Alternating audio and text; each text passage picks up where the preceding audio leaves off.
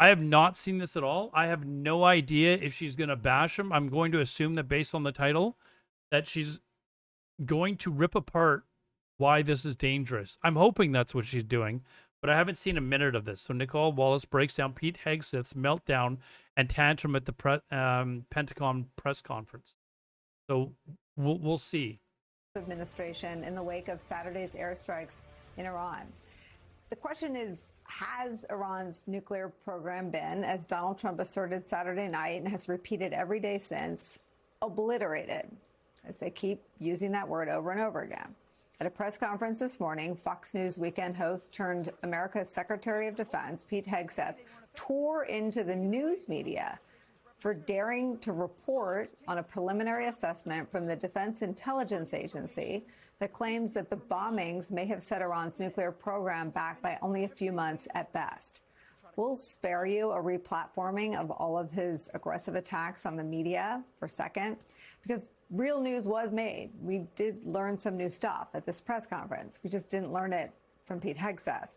The chairman of the Joint Chiefs of Staff, General Dan Kane, refused to say that the strikes, quote, obliterated Iran's nuclear facilities, as Donald Trump keeps saying. Watch. On Sunday, you said final battle damage will take some time.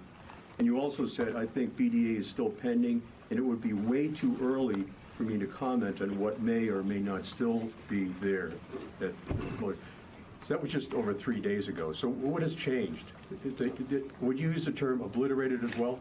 Sure, like I said, we don't do BDA. I'll refer that to the intelligence community.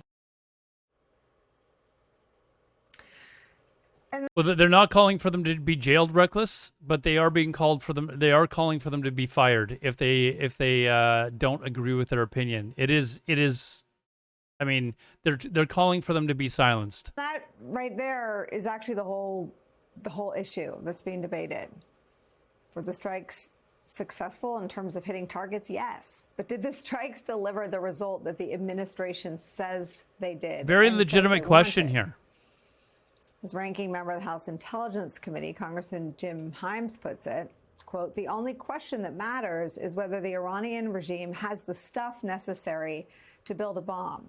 And if so, how fast? Obliterating the sites means nothing if the Iranians moved enough 60% uranium centrifuges and other weaponization tools to build a bomb at some possibly unknown location. The regime may be vile, but they are not stupid. And the stuff can be relatively easily relocated. So this is what we talked about at the end of the Pete Hegseth news conference, is they don't know where any of this stuff is. We showed the satellite imagery of this is 2 days before they did the bombing. All these trucks showing up, presumably they know that the bombs are going to come.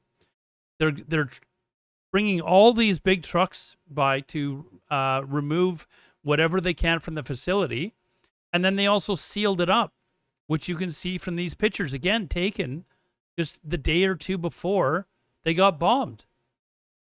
So the fact that the media has access to these pictures, we did because we showed it on stream. Is it not like a valid question to ask whether or not the mission was actually a success? They're not asking, did we hit the target? They're asking, are we sure that we actually obliterated the target? And what happened to all the stuff that was inside? Do we know for sure that they didn't just move it and have set up somewhere else? Because presumably they probably don't know of all the facilities that Iran actually has. So that's basically the question that is being asked, and they're getting absolutely, like, I don't know, screamed at by Pete Hegseth for even daring to suggest that this couldn't have been a success. I'll show you more from this press conference. Here's what happened when Fox News's Pentagon reporter, Hegseth's former colleague, Jennifer Griffin, asked going after Fox News now. And respectful and relevant question, whether the Iranians moved uranium out of the Fordo site. Why are they asking? Because of these pictures. That's why they're asking. Are you sure that they didn't just move all the equipment and uranium out of the site? Totally legitimate question. certainty that all the highly enriched uranium was inside the Fordo Mountain, or some of it, because there were satellite photos that showed more than a dozen trucks there 2 days in advance. Are you certain none of that highly There's the enriched trucks. uranium was moved? Of course, we're watching every single aspect, but Jennifer, you've been about the worst. The one who Instead of asking the question, he just immediately goes after her. misrepresents the most intentionally what the president says.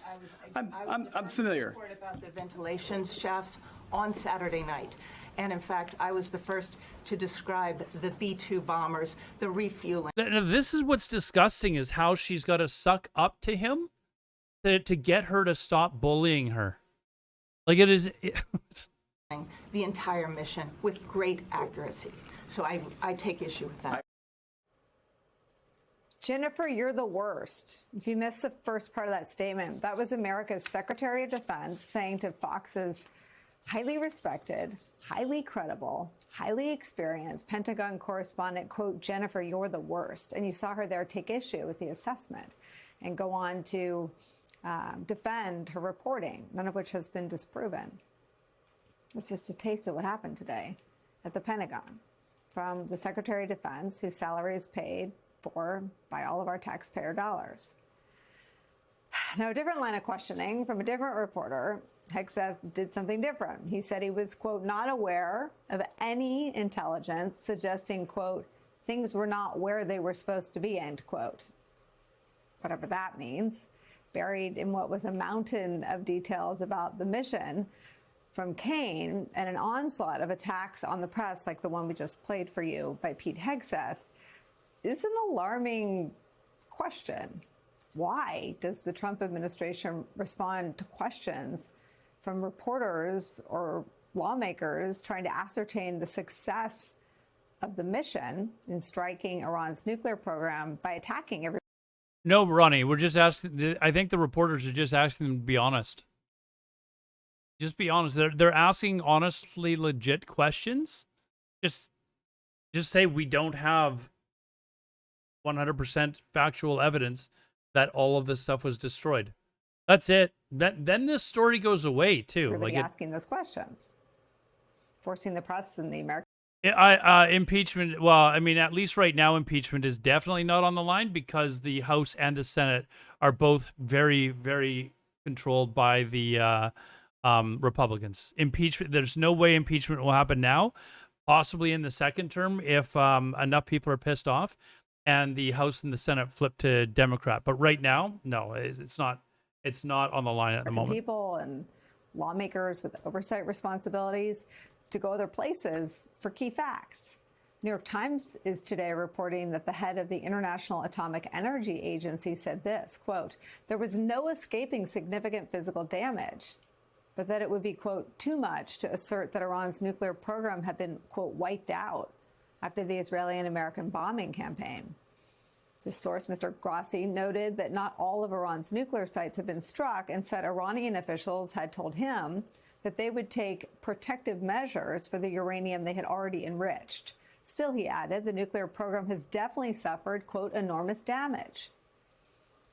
Breaking in just the last few minutes, senators are emerging from a classified briefing given to them by Trump administration officials on this big question, on this big issue of how effective, what the consequence of the airstrikes are, whether they succeeded in taking out Iran's nuclear program or, quote, obliterating it, as Trump keeps claiming. Question everyone's trying to sift through and find a true answer to. After the briefing, there's a dispute now in the readout between Republicans and Democrats. Here's Democratic Senator Chris Murphy's takeaway from the briefing. To me, it still appears that we have only set back the Iranian nuclear program by a handful of months. There's no doubt there was damage done to the program, but the allegations that we have obliterated their program just don't seem to stand up to reason. Doing our own. Keep in mind the sites that Fordo was designed to withstand a nuclear bomb. So, whoops. job at ascertaining the facts about U.S. airstrikes on Iran amid a cloud of confusion. Oh, Quizzy, the Iranians have basically admitted that there is a nuclear program. They've admitted as much. The question is, are they enriching uranium past the point needed for public consumption of electricity, or which would mean that they're trying to build weapons? Because there's no reason to go past. I think it's 3 to 5% enriched uranium. Once you're going past that, the only reason you do that is for nuclear weapons. And from the Trump administration. Yeah, that's what I just explained. So you can there's a process with what devices that are called centrifuges, and they basically enrich the uranium. And the way that it actually works, just a little quick, and this is just a very brief explanation because I don't know, I'm not an expert on the subject, but based on videos that I've watched, they use centrifuges to enrich the uranium. And once you get it to, I believe it's around 3 to 5%, you can use that then for public purposes, like for electricity and stuff like that. But if you go beyond that, then it is obvious the only reason you would go beyond that is to basically make nuclear weapons. And they're saying, the Israelis are saying that they were around 60%, and they had a lot of it. And the way the centrifuges work is the longer that you're enriching the product, the faster it enriches. So to go from like 1 to 10% is actually a lot slower than going from like 60 to 95%. So you can very quickly from 60% get to enough enriched uranium to make a bomb. And that's basically the problem. That includes chaos and spin and deflection is where we start today with some of our favorite reporters and friends. NBC's Courtney Kuby will join us in a couple of moments. Also joining us, New York Times national security reporter Julian Barnes is here, and retired U.S. Army Lieutenant General Mark Hertling is here. Mark, you sent us some really smart thoughts and reflections about both the substance and the conduct of this press conference. Let's start there. Yeah, first I'd like to say, Nicole, Jennifer Griffin is not only a great reporter, but I got to know her in a couple of days. We invited her to go along with us on a staff ride of the Normandy battlefield back when I was commander of U.S. Army Europe. And she was not only a professional reporter, but she was just a good human being. And the question she asked of Secretary Hegseth is a question I would hope that the Pentagon would be asking themselves. Okay, great, we hit the target. Terrific event, wonderful synchronization of weapon systems against the target that the Air Force and the Navies were supposed to hit. But the secondary question of all military personnel. You know who else who is known for a lot of coups and funding of terrorists, Ronnie Glass? The United States of America. Check your history, because it's actually true. They've supplied weapons to terrorists in different countries, and they have definitely been known for coup attempts, including in Iran, by the way. So, yeah, I guess maybe Iran is known for funding terrorists and coups, but so is the United States of America. Is what were the effects? What happened when you hit the target? Was there anybody there? Was there equipment there? Was it removed? And that was the question that Jennifer asked. All in the name of oil, baby. Drill, baby, drill. Something that stood out for me. The second thing was General Kane's presentation, I thought, was excellent.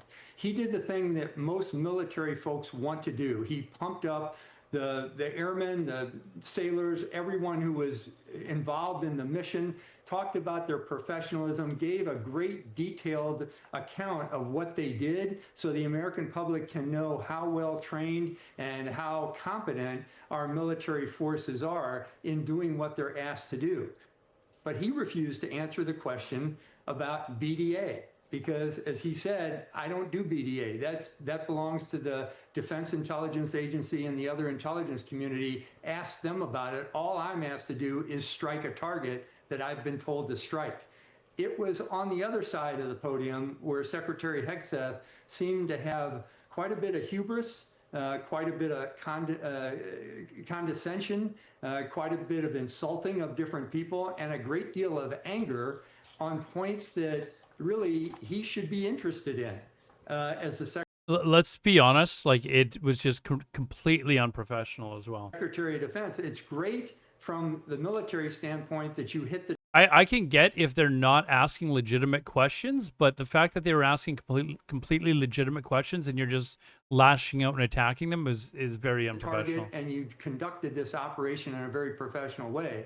But part of the strategic implications is, did you hit what you aimed at?